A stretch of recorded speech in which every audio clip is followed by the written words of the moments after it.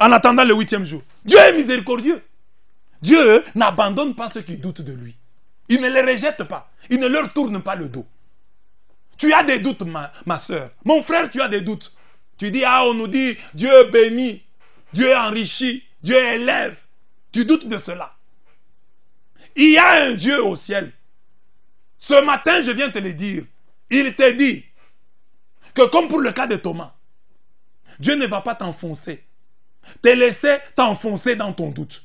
Il va aussi revenir pour toi. Si tu crois en cette parole, il va revenir pour toi. Pour Thomas, il a pris 8 jours. Je ne sais pas combien de jours il prendra pour toi. Mais il viendra à toi. Reste dans l'assemblée. Tu étais sorti, retourne dans l'assemblée. Il ne va pas te suivre là où tu pars. Retourne dans l'assemblée et Dieu reviendra pour toi. Pour te dire, je suis vivant. J'ai béni réellement. J'élève réellement. J'enrichis réellement. Je donne des enfants. Je change de vie. Je donne les mariages. Je change l'histoire. Reviens dans la maison. Dans la chambre haute. Les portes sont verrouillées. C'était pour que tu ne sortes pas. Parce qu'il y avait une surprise pour toi. Mais toi, tu es sorti des portes de l'église. Tu es parti chercher à gauche et à droite. Tu n'as pas trouvé. Retourne dans la maison. Retourne chez toi. Dieu viendra te donner cet enfant. Te donner cette bénédiction que tu cherches. Il est miséricordieux. Il ne se fout pas de tes doutes. Il dit, ah, tu peux douter comme tu veux. Il retourne. Parce que son objectif, c'est de dissiper tes doutes. De mettre fin à tes doutes. De changer ta vie. Il va rentrer. Donne-lui seulement le temps. Sois patient. Retourne dans la maison. Il viendra. Thomas, le Rubicon n'est pas franchi. Thomas, hein, quand Jésus lui dit touche, il n'a pas touché. Il n'a plus touché. Mais il avait dit, je vais toucher. Je vais mettre mon doigt dans son côté. Mais quand Jésus est venu, il n'a plus touché, bien-aimé. Il n'a plus touché. C'est une interpellation pour nous. Nous devons dans nos vies respecter certaines frontières. Nous pouvons avoir des affirmations, nous pouvons avoir des pensées. Nous sommes des humains. Des idées peuvent nous traverser la tête. Une parole peut nous échapper. Nous pouvons faire des déclarations. Je toucherai à ceci, je toucherai à cela. Mais quand le moment arrive, que notre cœur puisse battre la chamade, que nous ne puissions pas toucher. Il y a des choses auxquelles on ne doit pas toucher. Il faut avoir un CV. Tu vas chez Dieu. Dieu te pose la question. Sur la terre, qu'est-ce que tu n'as pas touché? Que tu as comme des choses. Seigneur, il y a des choses. J'étais pécheur, bien entendu. Mais il y a des choses que je n'ai pas touchées. Thomas a dit, je suis un pécheur. Mais je ne vais pas aller plus loin. J'ai dit, si je le vois, je l'ai déjà vu, je m'arrête là. Mais je ne vais pas toucher. Thomas a refusé de toucher. Mais toi, tu touches à tout. Tu es un touche à tout. Tu touches à la drogue. Tu vas dire, je touche à la drogue. Il faut même avoir un CV. Tu arrives chez Dieu. Seigneur, toute ma vie, je n'ai jamais touché à la drogue. Je n'ai jamais touché à la femme d'autrui. Je n'ai jamais touché au mari d'autrui. Je n'ai jamais touché à l'avortement. Je n'ai jamais touché au pot de vin. Que tu aies des choses dans ta vie que tu n'as jamais touché. Parce que Thomas avait bel et bien l'occasion de toucher, mais il n'a plus osé. Il n'en avait plus la force. Il dit, je ne touche pas. Qu'est-ce que tu n'as pas encore touché? Quelle frontière tu n'as pas encore traversée?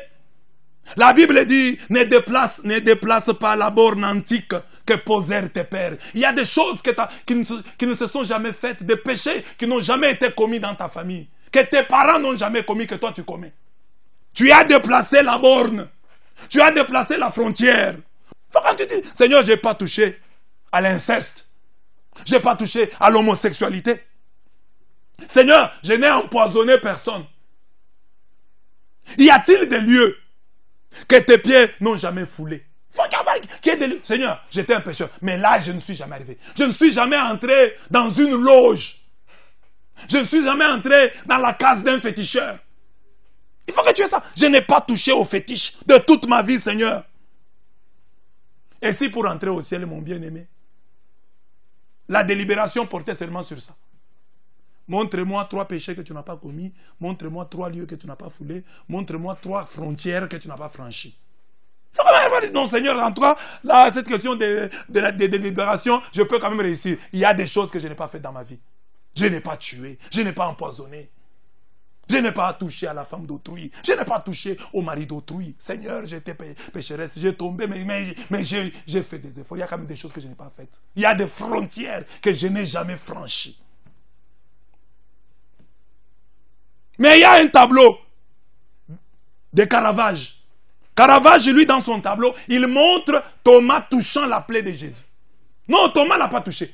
En réalité, Thomas s'est contenté de voir comme les autres, parce que les apôtres qui avaient vu Jésus juste après sa résurrection l'ont vu. Thomas aussi le voit. Thomas ne touche pas. Thomas ne touche pas, il voit. Et c'est une invitation qui nous est lancée à dire, voilà, aujourd'hui nous sommes pendant le temps de l'Église. Oui, Dieu est présent à travers l'Eucharistie, à travers la parole, à travers l'homme, mon frère. Mais il est présent autrement. Croyons, accrochons-nous à ces présences autres, différentes de Jésus-Christ dans notre existence aujourd'hui. C'est là qu'il nous apparaît aujourd'hui. Dans l'Eucharistie, dans la parole, dans l'homme, mon frère, Jésus marche avec nous. Croyons, accrochons-nous à ces lieux de présence. Nous n'allons pas toucher. Nous n'allons pas voir, peut-être comme Thomas. Parce que Thomas a vu. Mais cette promesse est faite plutôt pour nous. Heureux ceux qui croiront sans avoir vu. C'est à nous que cette promesse s'adresse. Parce que Thomas a vu. Les autres apôtres ont vu. Mais c'est nous qui ne voyons pas. C'est une promesse faite à nous autres aujourd'hui. Nous ne verrons pas comme Thomas, mais nous verrons si nous avons la foi à travers l'Eucharistie, à travers la parole, à travers l'homme, mon frère. Et je termine en disant, cet évangile tacle les témoins de Jéhovah. Les témoins de Jéhovah disent, Jésus est mort. Regardez sur leur photo, là vous verrez, Jésus avec un clou sur un poteau. Mais Thomas dit quoi dans l'évangile? Jean 20, 25. Que dit Thomas? Thomas dit, si je ne vois pas dans ses mains la marque des clous, chers témoins de Jéhovah, il ne dit pas la marque du clou, la marque des clous au pluriel. Donc il y avait plus d'un clou. Ah, vous avez dit, mais il y avait des clous aux jambes. Non, si je ne vois pas dans ses mains, il s'agit de clous, dans ses mains, la marque des clous. Si c'était un clou, on allait dire la marque du clou. Mais c'est la marque des clous. Donc il y avait des clous. Témoin de Jéhovah va changer. Si vous maintenez votre hypothèse là du poteau, mettez 2 clous. Au moins 2 clous. Parce qu'ici on dit la marque des clous. Pluriel. Et contre encore les témoins de Jéhovah. Ici. Thomas dit, mon Seigneur et mon Dieu. Parce que les témoins de Jéhovah nient. Ils disent non. Thomas s'exclamait seulement comme nous nous exclamons. Mon Dieu. Non. Non. Quand lui a dit mon Seigneur et mon Dieu, Jésus dit, ah, parce que tu as vu, tu as cru. Heureux ceux qui croient sans avoir vu. Donc, mon Seigneur et mon Dieu est une confession de foi. Et enfin, Dieu tacle les églises de réveil en nous montrant Jésus qui entre dans la chambre haute, là où étaient les apôtres. Les portes étaient verrouillées et Jésus est entré. Parce que les gens se posent des questions. Comment la Vierge Marie peut-elle concevoir, mettre au monde Jésus et rester vierge? Alors expliquez-moi aussi, comment Jésus peut-il entrer dans une maison et sortir alors que les portes sont fermées? C'est Jésus, c'est de Dieu qu'il s'agit. Dieu peut entrer sans rien détruire et sortir sans rien détruire. C'est comme ça qu'il est. Il est Dieu. Donc Marie est restée vierge malgré la sortie de Jésus. Parce que ici les portes sont restées fermées. Mais Jésus est entré et sorti. J'y reviendrai, je n'ai plus beaucoup de temps. Que Dieu vous bénisse. Je voulais seulement que ce matin, nous puissions méditer sur Thomas. Que Dieu vous bénisse dans vos maisons. Au nom du Père, du Fils et du Saint-Esprit. Amen.